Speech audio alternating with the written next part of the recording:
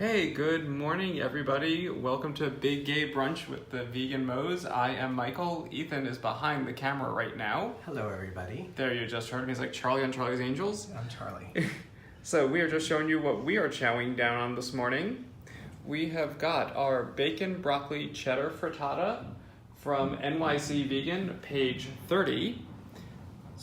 We're using the smoky bacon tempeh, which is amazing and so delicious cheddar in this. We've also got an arugula salad with a nice vinaigrette dressing. And it's topped with some shaved Parmesan from Violife, which is absolutely incredible. And we also, as an added treat, did some biscuits from J.L. Field's book, The Vegan Air Fryer. So these are actually not baked in an oven. These are cooked in an air fryer in only 7 minutes. They're amazingly easy to make. So I hope, and also we are topping our biscuits with the Wayfair butter. Dairy-free salted whipped butter. Thank you. And it is palm-free. Palm-free. It is absolutely amazing. Wayfair makes some amazing products. This is by far our favorite vegan butter for just like spreading on toast and muffins and bagels. What's your favorite? It's your favorite. It's my favorite. It's not my favorite. My favorite's Miyoko's cultured European butter. True that. Okay, so, and we are joined today by our special guest, the one and only Jane Mitchell. We love this woman. She's amazing. Let me put my tripod on here. Thank you for inviting me to your Big Gay Brunch. And I'm also live on Jane Unchained because, why not make it even bigger? It's like an even bigger gay brunch. Even bigger and even gayer. It's like one of those, what do they call them on TV? Those crossover events? Exactly. Yeah, exactly. This is a crossover event between Jane Unchained and Vegan Moes. So I have something to tell you. So the one thing he didn't talk about... Because I don't drink coffee. He doesn't drink coffee. Jane and I drink coffee. And so we're doing Brewing Good Coffee Company. They make amazing coffee. Their coffee is all organic, it is locally sourced, it's ethical, fair trade. This morning's blend is Guatemala Finca Ceylon. It's a medium roast. Guatemala Finca Ceylon, baby. It's also bird friendly. Yes, and that's very, very important. I learned this a while ago. So, shade grown is very important by because what happens is the migratory bird populations are being destroyed because they have nowhere to land, because the regular coffee, they cut off the tops of the trees, they sun dry it. Shade grown, they keep the trees, the birds have a place to nest and land. So we're not destroying their habitats. Exactly. And this is an incredible, incredible coffee blend. We have seen them for the past, at least 5 months. Yeah. We saw them at the Animal Rights Conference in DC. We saw them at New Jersey Veg Fest. We saw them at Hollow Woodstock up at Woodstock Farm Sanctuary. We saw them, I think they were at Chicago Vegan Mania. We saw them like everywhere. And then we just saw them yesterday again at Woodstock's Thanksgiving celebration. If you go to brewinggoodcoffeecompany.com, and I think they use a promo from you, right? If you go to JaneUnchained.com, my Facebook page, Jane Velez Mitchell, and you put in Jane, you get a discount, and a percentage of this goes to a sanctuary that they're creating. They're really, really good people, and it's all part of using your dollars for good, as opposed to using your dollars that are destroying the environment and aren't helping. I mean, I feel really good about having a cup of coffee with... It's called Brewing Good because they're brewing good at the same time. Yeah, they're brewing good, doing good. Brewing good, doing good. So, hey, let's dig in and let's try this and see if we like this. I actually know that I like this. This is probably my favorite frittata. Since I'm from LA and every time I come to New York, I seem to get a cough. I'm going to put my cough drop aside and I'm going to try this fabulous Big Gay Brunch. Oh, this came out so good. Now, what's in this frittata? So it is firm tofu, broccoli, the smoky bacon, bacon, the light life, and so delicious cheddar. Oh my God! It's bacony, it's eggy. You guys! It takes seconds to make. It really, if you've got a processor, if you've got a food processor, look at this. That's it. You're just completely done. That's Take it. a look at this. It's this insane. is And fabulous. this is the base of it. If you don't like bacon, broccoli, and cheddar for whatever reason, I don't know why you wouldn't, but if you don't, change the base in it, just the tofu, turmeric, little cornstarch and water to help thicken it all together, salt, pepper, and some black salt to give it that little bit of egginess. Throw in whatever you like. Frittata is basically just a crustless quiche, or an unfolded omelet, however you want to think about it. So whatever you'd want to put into one, you can do it. I've got a quiche on you. I am so happy. Real men. We are 7 minutes in and Jane is singing. That means the food is good. Real men eat quiche. Real men do eat quiche. And Yes. As long as it's made with tofu. And they're kind Or to vegan animals. eggs. They're kind to animals. They don't abuse them and they don't exploit the reproductive systems of chickens. So, while we are starting this delicious brunch, let's talk. We always start our program with a section called "How was your week?" And Okay. How was our week? Our week was a little rough this week. It was. What? We got back from Atlanta, from the Atlanta Veg Fest, which Which was absolutely amazing. We had a great time. Thank you to everyone involved with Atlanta Veg Fest. You made this so easy that we could literally get off the plane, get to our hotel, get up in the morning, go After to the the fire drill. After the fire drill, get up. We got to the Veg Fest. They had everything ready for us, so we just got to hit the stage running, And we got to meet so many amazing people. Oh my gosh. including a young boy named Ethan Michael. Yes. Which You're was- kidding. He No. was the cutest little boy, And and he he was wanted to adorable. take a picture with us, and he got in the middle, and he stood next to Ethan and Michael, and it was So we Ethan had- and Michael with Ethan and Michael. Ethan, Michael. It was Wow. really- It was Wow. really So that was a lot of fun. It was But super sweet. we got home Sunday. Monday, everything, normal day at work. A normal Monday at work. Rough day at work, and then Tuesday, our little dog Charlie started to get a little sick. Yeah. Aw. So we took him to the vet on Wednesday, and he had severe acute Aw. pancreatitis. He did. It wasn't that nice, and we tried to manage it outpatient for a couple of days, but We wound up having to admit him overnight in the hospital on Thursday afternoon. Got him back on Friday. had a little bit of an altercation with his veterinarian, who insinuated that it was his plant-based diet that was causing his malnutrition. That drives me crazy. Hospitals are filled, because they do the same thing to humans. Of course. Hospitals are filled with people, 99.999999999% of whom are not vegan. But when a vegan goes into the doctor's office, your diet. It's the for diet. whatever reason, they try to say it's your diet. Well, what about all the other people in the hallways who are like croaking, who Because are of their not diets. vegan because of their diets? So yeah, we have to deal with that prejudice. It's just like a prejudice against. It's just like homophobia or sexism or racism, frankly. Yep. Because They don't even realize that they're participating in it on some Right. level. They just Yeah. don't, because they're It's so absolutely- conditioned. So they literally conditioned. don't. It's an accepted, pervasive paradigm. But we're happy to report, for all of you who are asking, Charlie's doing a lot better, and he's feeling well, and he's still on his vegan diet. Yeah, I can say my really controversial. I'm going to say my controversial thing that I always say about this. To me, a veterinarian. I kind of said this to the guy. To me, a veterinarian who eats animals is sort of like a pediatrician who fucks kids. There, I said it. Whoa! Oh, sorry. Happy Is it too Sunday. soon? Happy Roy Moore Day to you. Remember to vote this week in Alabama.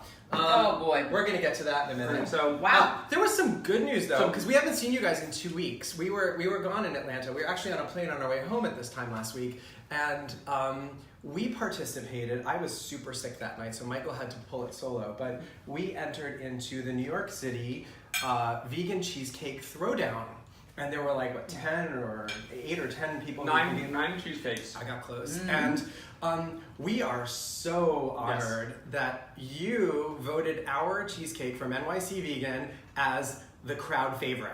Yeah. And There so were- they had 3 judges, and the judges all picked like a first, second, third, but then they asked what the crowd favorite was, and like it was overwhelming, and we're so honored that Yeah. you love our cheesecake, because we love our cheesecake. We love our cheesecake. The recipe, it's actually up on the blog. We put it up the next day, so We you can shared find it. it at veganmo's.com Yep.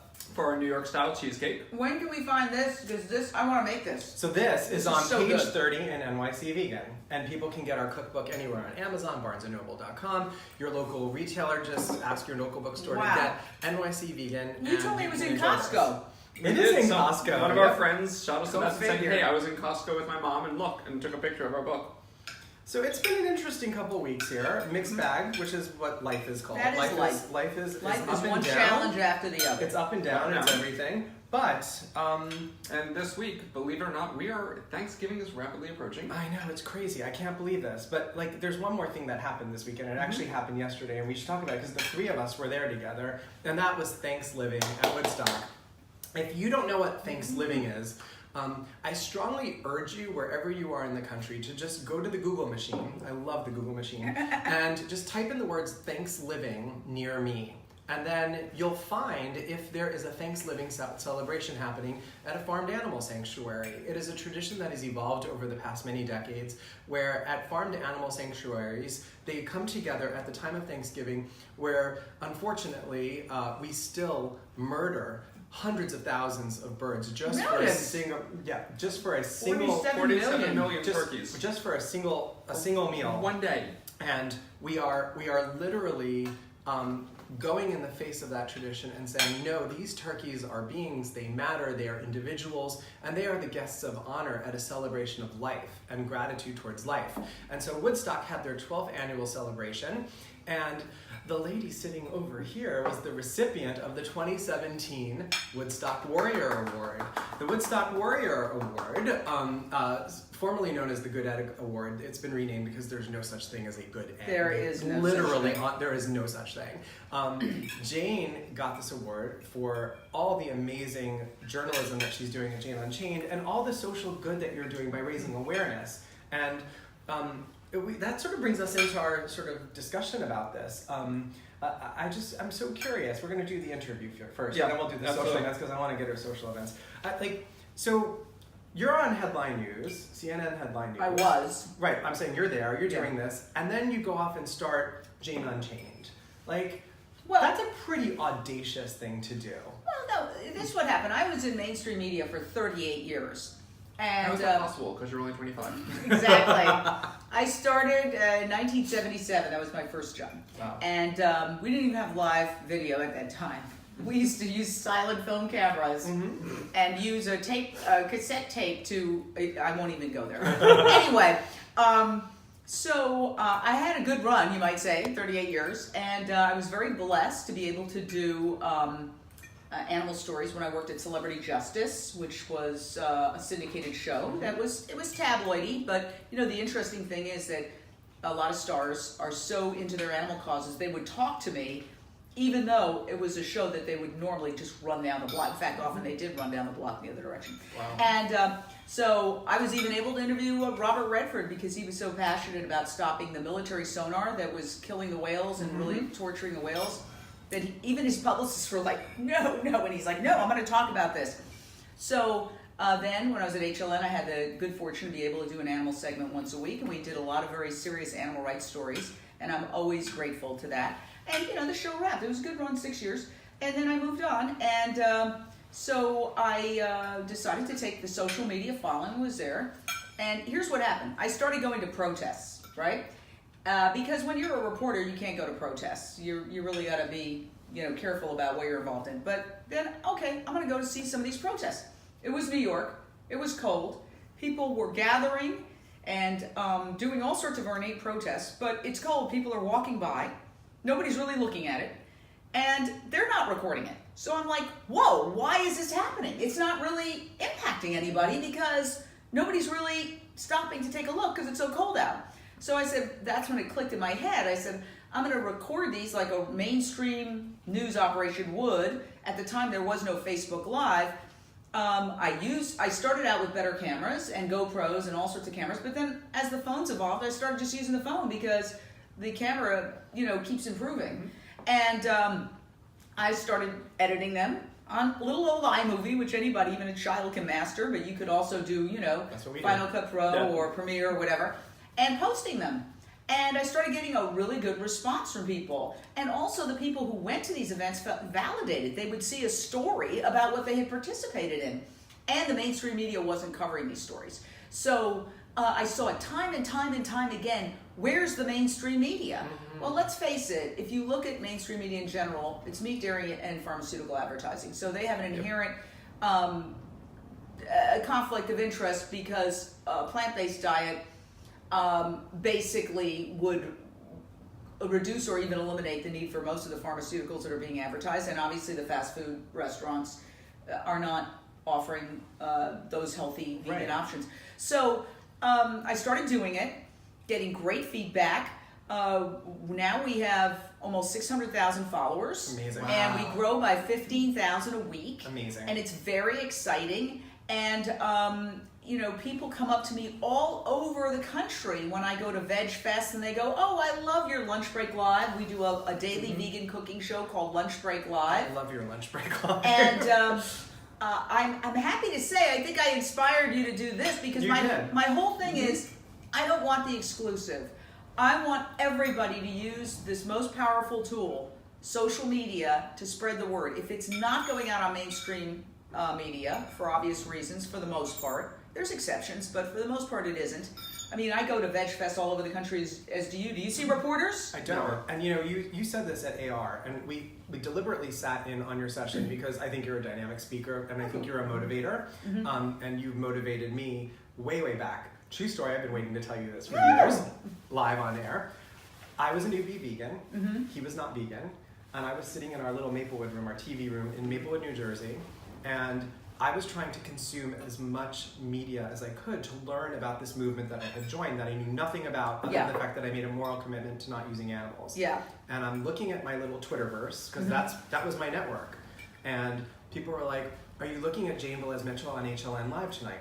And you were doing a segment, and I don't remember what it was. I think it was an undercover dairy operation that you had gotten the footage, and I think it was in concert with Mercy for Animals and whatnot. Yes, we had him on a lot. And you just put it there, and it was on television, and it was coming through cable, through mainstream media, into my living room. And here is this woman, and she is very animated, and she's very excited, and she is as passionate in her voice and in her body language as I feel inside. And I thought, if she can do this, I have to do this. And so you were seriously one of the first people that got me to open my mouth up on Twitter. And, admittedly, I opened my mouth in some ways that might have not been so productive. Right. This is your fault. No. We all have our different, we all have our different personalities and our different boundaries. And some of us use vinegar, and some of us use agave. Right. But I will say that I saw you again speaking 3 months ago at the AR conference in DC, and when you were talking about the power of social media, you said, every single one of us has one of these, and you held up your phone, and you said, it's a camera. This is your way out to the rest of the world. And I remember looking at that and said, we have to do something like this. And look, you're doing it right now. And with you, and we're really honored that you're here. It makes me feel so happy that you picked up on it. Because imagine, I think is it 1 or 2% of the country is vegan, and then there's vegetarians. If all of that's group, that's how we're going to hit the tipping point. Started Instagramming their meals and posting it on Instagram and Tumblr and Twitter. You can get something where you do it once. Pick, play, post. I was showing you today. Amazing app. You just hit it, and it goes on all 3 or 4 of your social media at once. And if we all started doing that, we need to normalize a plant-based diet. Fast food and factory farming really only hit us like about 75 years ago. Yep. In fact, fast food was, I think, mid-1950s. Yep. So it's really not a tradition. It's an aberration in the history of humankind that we would systematically torture billions of animals. Americans and most people, I think, are decent people, and they haven't known, but we've got to let them know that what's happening to animals on factory farms is a moral outrage. And if you're a good person, which I know you are, you're not going to participate in it because it's morally wrong. And you know what? It doesn't matter whether you slit the animal's throat or not. If you buy it, you ordered the hit. And there's a time-honored legal concept. If you order the hit, you're just as guilty as the person who actually pulls the trigger or slits the throat. Is that true, lawyer man? This is a conversation you and I have had. Like when you first went vegan, you were constantly asking me this. Okay, if you go buy the food, aren't you just as guilty? Like, yeah, you created the need. Yeah. Yes. And people will argue, oh no, this cow was already killed, you didn't create the need. Fine, you didn't create the need for that particular cow. But the market force as soon as you pulled it out of the shelf and left that space, someone else had to be killed to fill it. Not only that, but when you eat a fast food hamburger, because it's processed meat coming from a variety of different sources, you can be eating the body parts of hundreds of cows. Yeah. In that one hamburger, you are complicit in the killing of hundreds of cows. And, I was freshening up my makeup in your bathroom, and I saw your fabulous poster where it said, bacon has a mom, or bacon had a mom. Yeah. These are individuals. They have mothers, they have family units. We were at Woodstock yesterday. We saw a family of pigs that had an incredible family unit. They were rescued from an abusive situation, and that whole family was hanging out together and nuzzling each other, and the mama was looking over. I mean, how dare we in our arrogance feel like we have a right to abduct? I call factory farming a rape, abduction, murder, and theft operation. Wow. Okay? Yeah. All the animals are violated. They're not making love back there in those factory farms, okay? Then after they're violated, when these abused animals give birth to their babies, the babies are abducted from them. Why? So we can steal the breast milk of another species that's not good for us and consume it for ourselves? That's madness. So the baby calf who is longing to bond with the mother, and he or she wants to be with mommy just like every baby wants to be with mommy, and mommy wants to be with baby. We can't let that happen. We separate those calves. I was just at a dairy farm last week in Fresno County, and I saw with my own eyes these animals, these babies that are put in isolation crates. It's morally wrong. And all decent people need to stand up, because you don't get a pass. At the end of the day, you don't get a pass. The people who participated in slavery, even though everybody else was doing it, didn't get a pass. The people who participated in the horrors, of we can all cite the horrors. You don't get a pass at the end of the day by participating just because everybody else. There's no excuse. Tradition's no excuse for cruelty. Everybody's doing it. Mass sadism is no excuse for cruelty. So I think there's a growing movement where people are standing up. And, I was really emboldened by Melanie Joy, a Harvard-trained social psychologist, Dr. Melanie Joy, who said, stop apologizing. Your reaction is the healthy emotional reaction to the horrors of factory farming. Any other reaction, whether it's denial, minimizing, rationalizing, justifying, is sociopathic. When she said that, boom. Yeah. And we need to claim it, right? Yeah. We need to own this. And I think it's important for us to not be complicit, for at least those of us to go down in history, if need be, as a resistance movement that says we're not okay with the status quo, and that we reject the status quo, and that we are going to change the status quo. And I think that's what we're trying to do here. I'm curious though, from what your perspective, as somebody who's been in journalism her entire adult career, and somebody who's been in mainstream media, and then somebody who's now branching into this new stream of media, online media, individual media, if you will. Like it or not, for better or for worse, the President of the United States is actually using this Twitterverse, and he's using the handheld media that we all have, the ability to broadcast, and he's used it brilliantly. Even before he was the President of the United States, he's used it, whether we like it or not. He's using Twitter very, very effectively to change the conversation. Do you feel like this is something, not just doing this kind of a video format, but do you feel like this is the kind of thing that we all, individuals who, let's say, don't want to do like a Facebook Live event, do you feel like we have access and ways of using that same technology in maybe non-broadcast ways to get that message out in our circles? Absolutely. I mean, I'm no fan. Quite au contraire.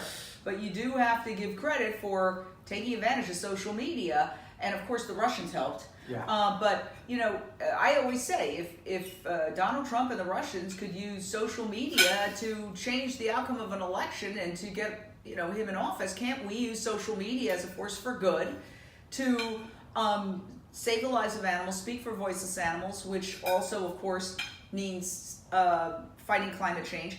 People don't realize these environmentalists we meet, that is total disconnect. Cognitive dissonance, hypocrisy, whatever you want to call it. Animal agriculture is the leading cause of climate change. It's responsible for more greenhouse gases than all transportation combined. It's always disappointing when Al Gore doesn't talk about that. Sure is. And he should. It's the really inconvenient truth, and you don't have to take our word for it. You can go online, you can look up the United Nations Livestock's Long Shadow, and also World Bank economists said that they were underestimating it, and they said it's actually 51% of all greenhouse gases. So it's the leading cause of human world hunger, because guess what? There are at any one time, there's 7.5 billion people, but at any one time 1 billion people can be hungry. Well, so much of the food is going to feed 60 to 70 billion cows, pigs, chickens, turkeys, and goats. food that could be consumed by human beings, children who are dying of malnutrition. So when people look at me and go, oh, that's so lovely. I love your passion for animals with that condescension. Yeah. But you know, I care about people. I care about children. It's like, if you care about children, You'd stop eating animals. you'd be an animal rights activist, because children are dying of malnutrition because in our arrogance, we're using the most inefficient food source ever invented. And I have kind of a controversial analogy. You know, we're all animals. We are all animals. We are. If put any one of us in a crate, fattened us up for a couple of years, immobilized us so we couldn't burn off calories, and then took us out, slit our throat, deboned us, deveined us, popped our eyeballs out, popped our teeth out, sliced up the fleshy parts that remain, put them on styrofoam trays, wrapped you up in plastic, and sold you as parts, clearly you would have eaten a lot more than you produced as those little fleshy parts on those trays.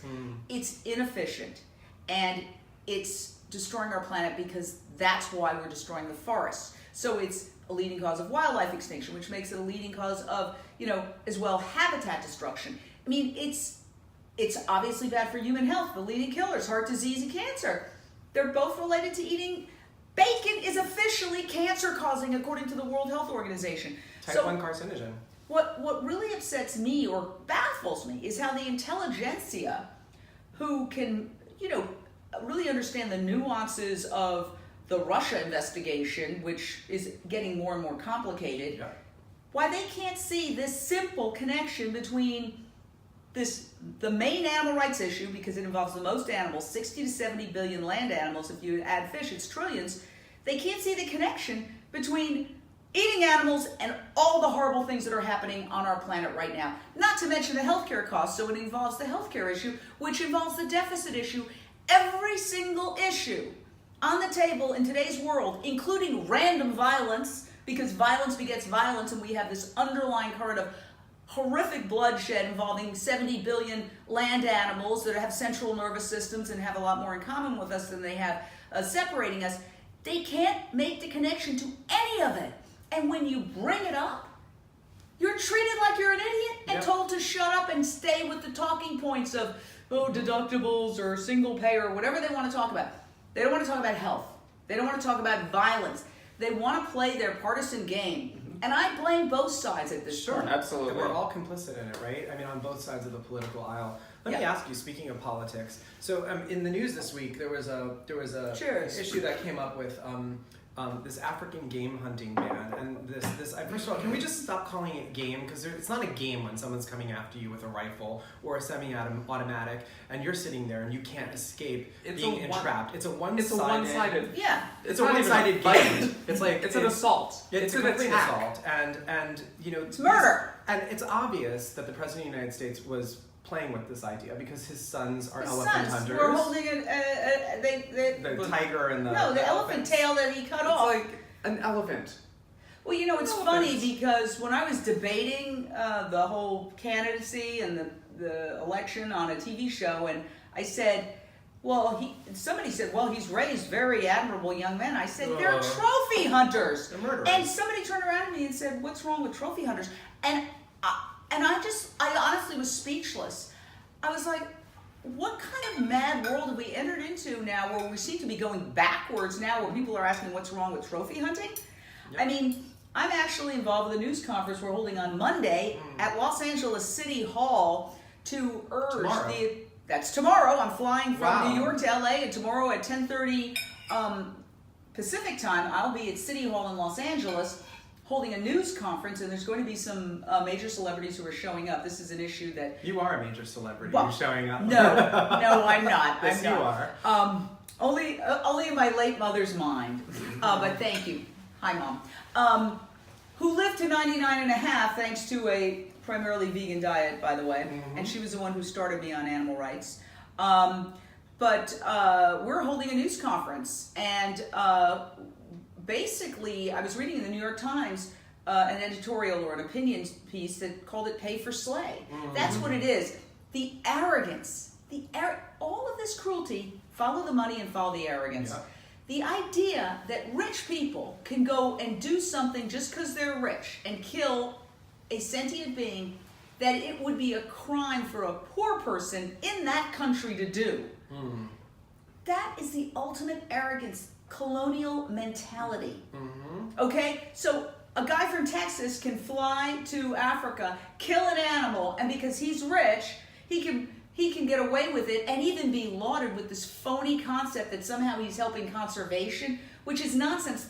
The country in question, Zimbabwe, is in complete turmoil right now. They have a complete government coup. Well, they're Yeah. calling it not a military coup, but that's exactly what it is. And you think those A people are going to make military uprising. conservation? It's a military uprising, please. Give me.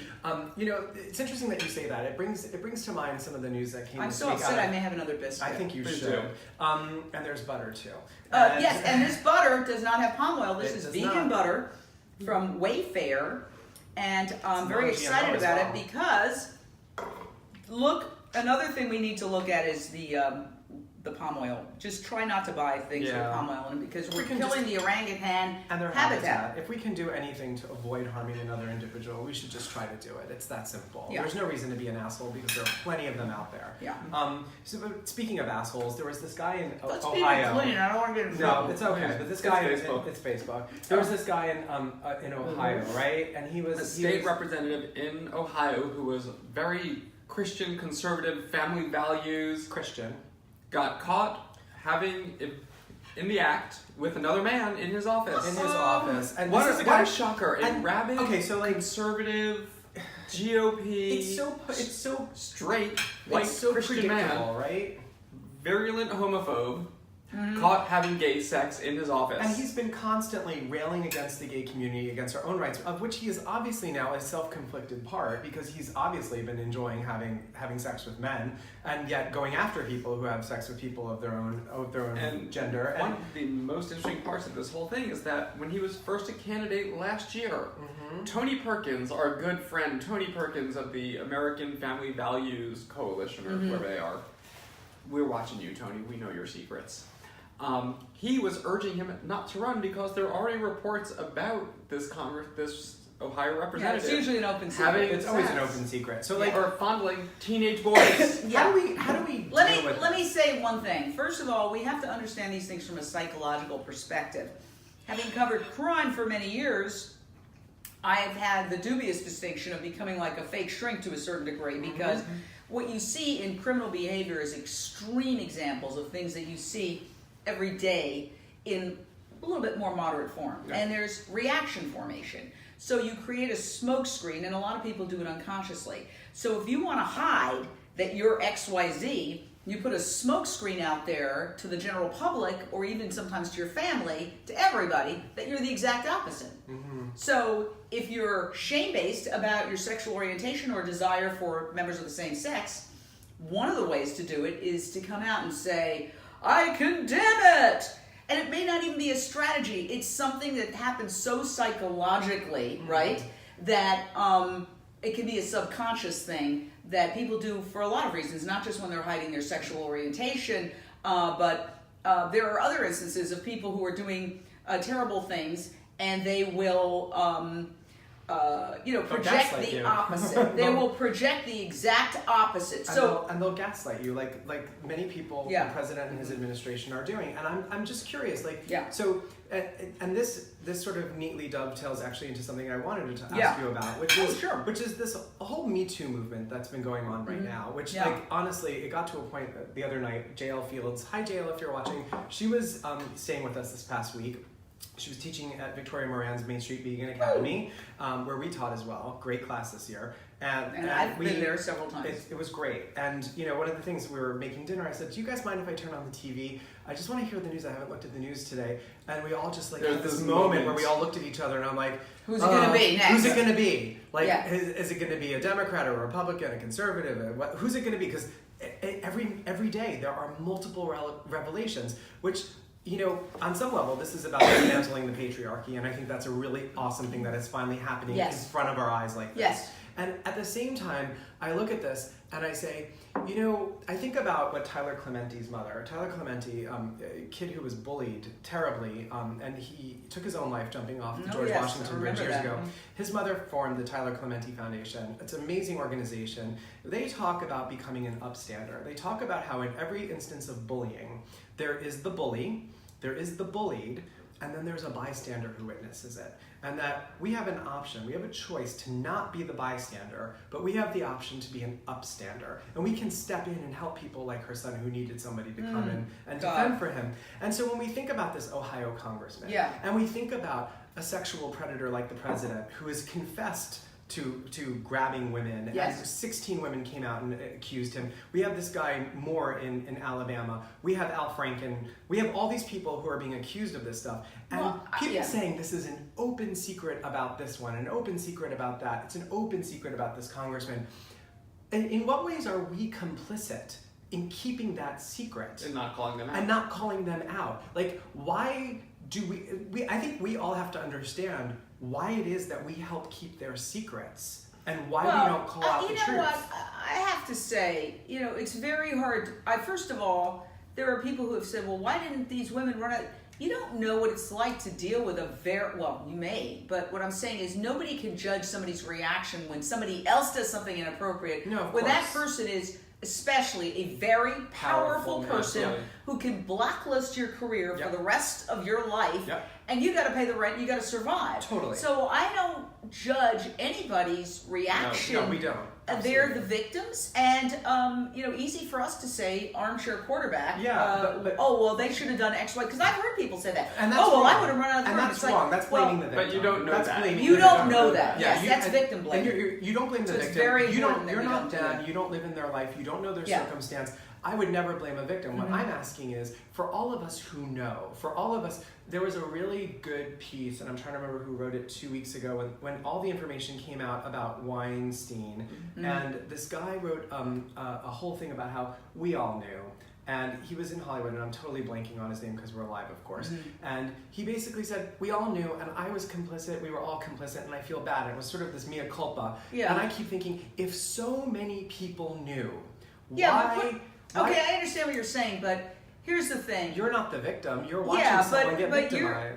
But you're not, you don't know what happens behind closed doors. And even though you might go, that looks really weird, or why is it that it always seems like the meeting has to happen in the hotel room and he's running late on, because there was a pattern. Yeah. And the women would show up at a restaurant and then somebody would say, oh, he's running late, can you go?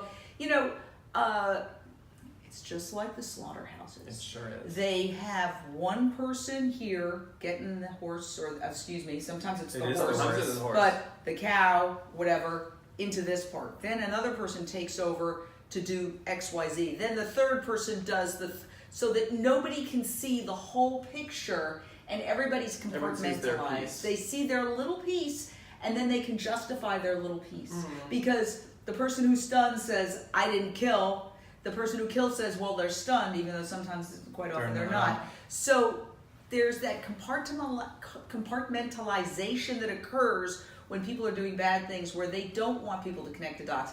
And very smart people can figure that out in a way. So to say, well, that executive assistant should have said something, I don't think we can really put ourselves in the position of, I'm glad it's come out now, it should have come out a long time ago, but it's I think there's the bad guy, and I think everybody else is not responsible. The person who does the act is responsible. But how do we become better upstanders? How do we, going forward, forgetting that you can't change what has happened in all of these horrible situations, but what can we do? Can we come up with new ways to communicate with each other about, and I think we need to, right? About, hey, are you okay? Is everything okay here? What just happened to you? You don't look well. And to help both support people who have been victimized, and to help maybe find ways to call out these perpetrators and really shut this down. Or maybe is just this whole process of Me Too and people speaking up, is this going to finally put these predators in their place so that they think long and hard before they do this again? Well, look, we're hearing about people who dealt with famous people. Yeah. There's a whole slew of other women who've been victimized, who are not famous and were not in touch with famous people, and were victimized by everyday people. In fact, I know one who told me that this whole issue was bringing it up, and taking her back to something that happened to her involving a man who was not famous by any means. I'm really glad it's coming out. This is how society moves forward. We can't predict these things. We didn't know this thing was coming. And it was a shocker when it hit.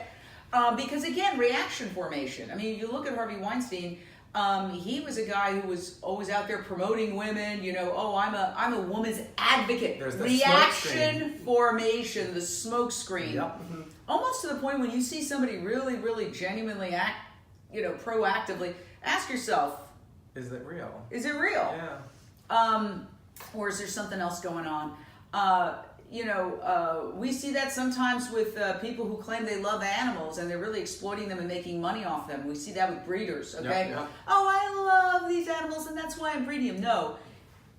You're exploiting these animals, and you are, imagine the mentality of somebody who breeds animals for a living. Just think about it a little bit, and that concept right there. It's a brothel. It's an animal brothel. Well, yeah. I mean, it's worse than a brothel. I mean, it's in the brothel, the woman's getting paid. It's true. I mean, there's no comparisons. I don't know. That's a rabbit hole. That's species rabbit holes. That's no, species. rabbits go down. Okay. And we love rabbits. I want to do a book. Maybe you guys will be the next book. There's speciesist language that's built in to our vocabulary. Oh, there's 6 ways to skin a cat. Cat's out of the bag. Colleen Patrick-Goudreau does a really good podcast. She does a lot about this, the etymology. But here's sometimes when you're looking for the words and you have to try to think of an alternative. Like I was thinking, the horrible phrase whack-a-mole, and I was trying to think of a synonym for that. Like, yeah, you find it here and then it pops up here, and I was like, and I stopped myself, and then I thought there needs to be a book where somebody could come up with and say whack-a-mole. Okay, here's another phrase for that. It's like pulling weeds. You pull up this one over there still has got to go. Well, maybe you should write a book. He's very good at that. So we're running out of time, but I wanted to bring it's not possible, but we're extending our continuing to coverage. 3 more hours, get another cup of coffee.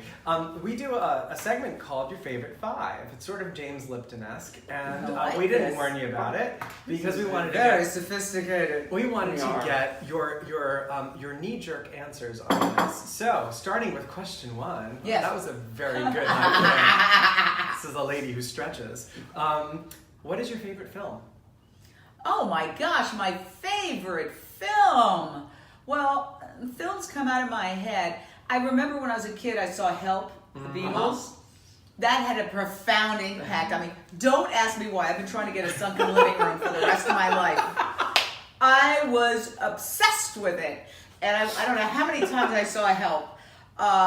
You've been trying to sink your living room members. I want that sunken living room. Remember when they all go into those rooms and the elderly ladies go, they're such nice boys. And then they go into this thing where they have they have machines, vending machines, and a sunken living room. I just love that movie. Not very highbrow. Of course, I love Casablanca. You played it for him, you can wait. You played it for her, you can play it for me. I love that. It's romantic. Okay.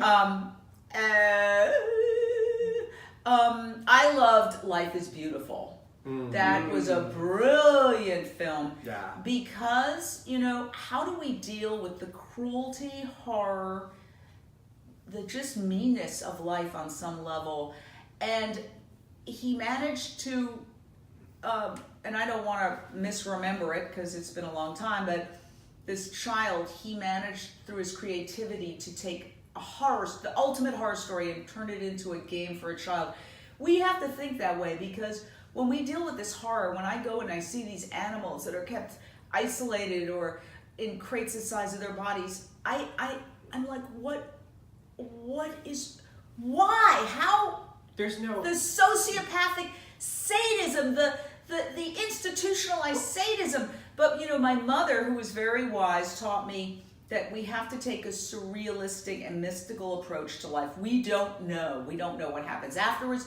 We don't really have all the answers. So the only thing we can do is the next indicated thing, do our best to stop the cruelty, and then leave it there. Because, as Ingrid Newkirk always says, and she's my hero, being sad doesn't help the animals. Being depressed doesn't help the animals. The only thing that helps the animals is action, good action, and from the heart to move them forward strategically to wake people up that if you love animals, don't eat them. It's that simple. If we all had that one realization, 95% of all animal cruelty on this earth would vanish. Sure, we shouldn't wear them, we shouldn't torture them in experiments, but the vast majority of animals that are being tortured right now, it's because of what we're putting on our plate and putting in our mouths.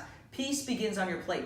If we could just get people to wake up to that one thing. And the reason why Get Back to Life is beautiful is that, it was just a metaphor for how we have to find redemption and hope in the most horrid things in life. And that's really part of the process that we can't, it's too big, it's too awful for us to actually just comprehend. And sometimes we just have to create mechanisms to get through it and to help those we love get through it. Yeah, for me, the title, you can think, because life is horrible and life is beautiful. And I think I always took the title to be an affirmation. Like, you can choose today. You have a choice. Is life going to be awful or is life going to be beautiful? Because as we talked about this week, we had some really awful things happen. Yes. We also had some beautiful things happen. And your consciousness, your energy goes where your consciousness, sort of energy will flow where your consciousness goes. And if you just say, life is beautiful, you focus on the positive.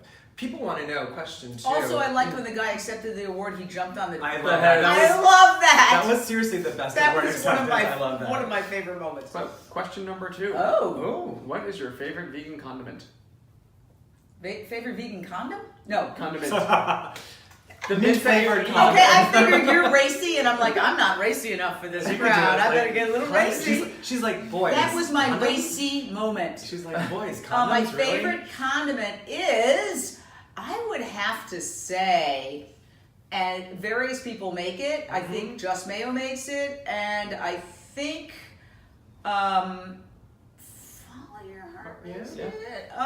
It's the sriracha Mayo? mayo. I love that. Oh. That's really good stuff. Yes. Let me ask you, who's your favorite gay vegan or lesbian LGBT vegan celebrity? Can I have you guys share the award? We're not really. Okay, I would have to say Nathan Runkle.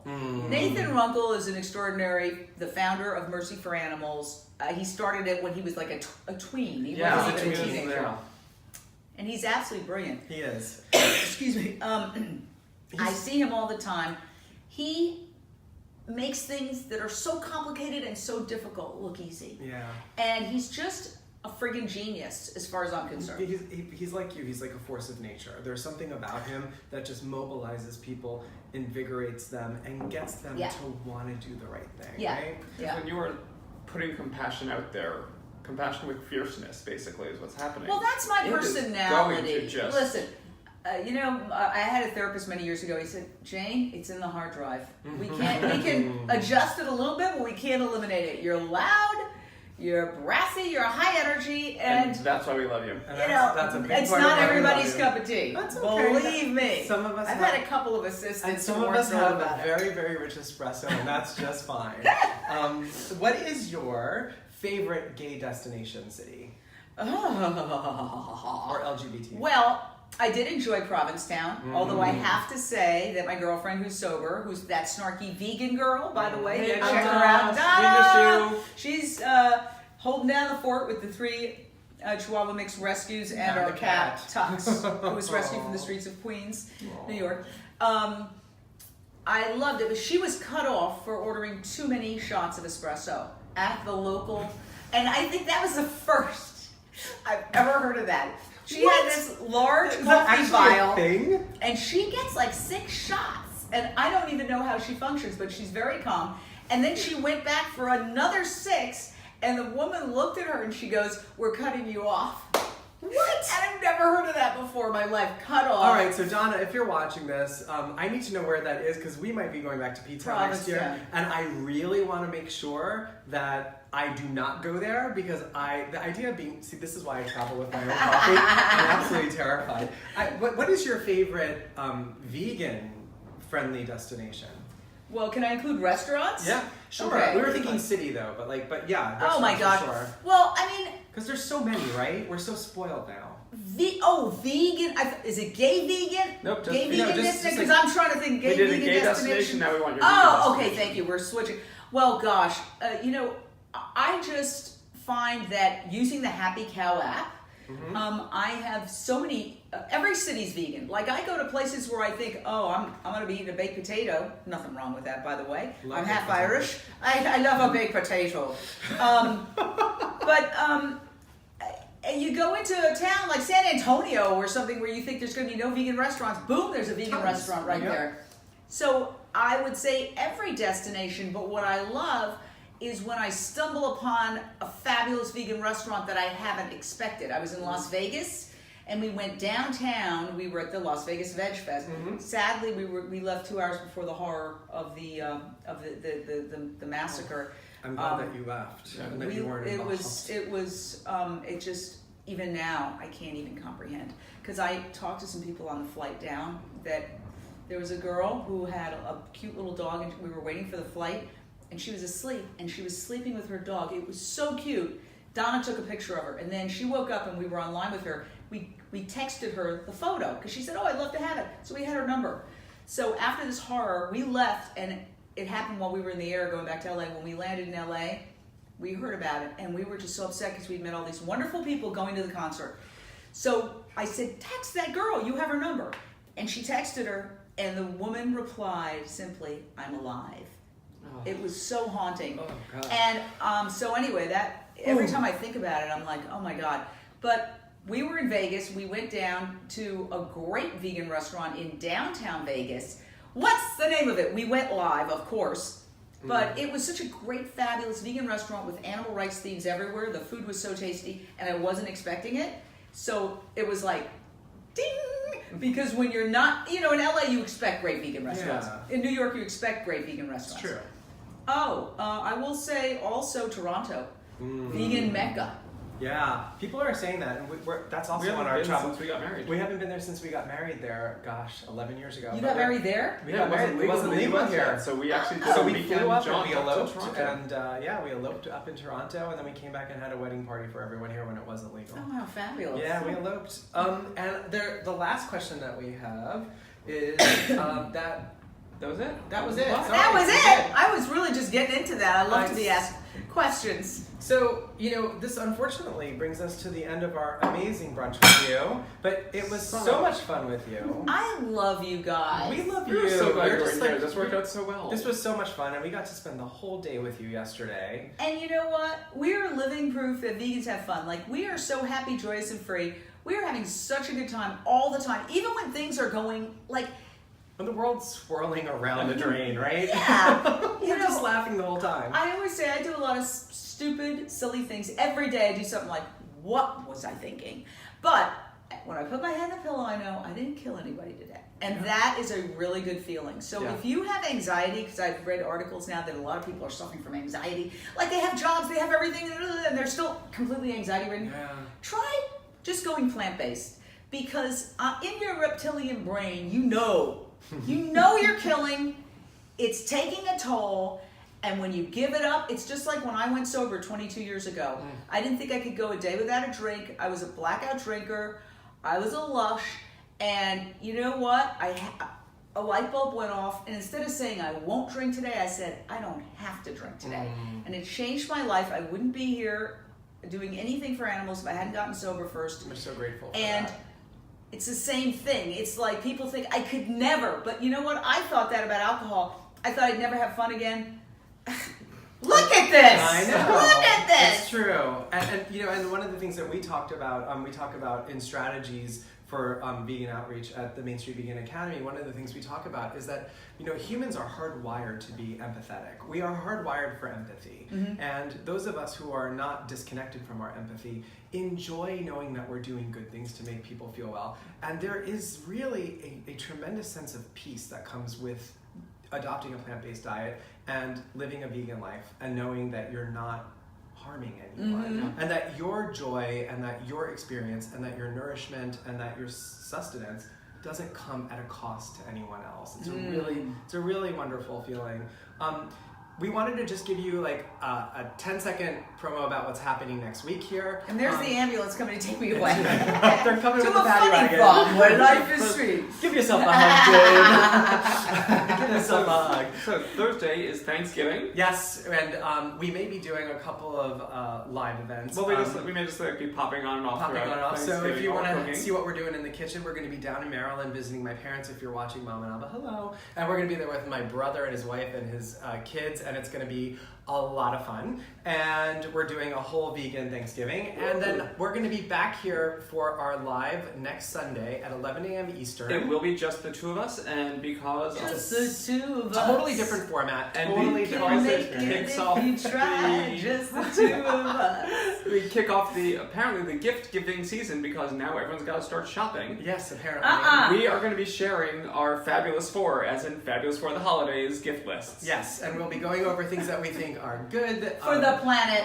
for the planet, and for the vegan economy, and for making your life a more beautiful place. So if you've got a gay or a vegan in your life, you're going to want to tune in to find out what to buy. get some ideas for them. And stuff you like do. that. Whether And- you know it or not, you do.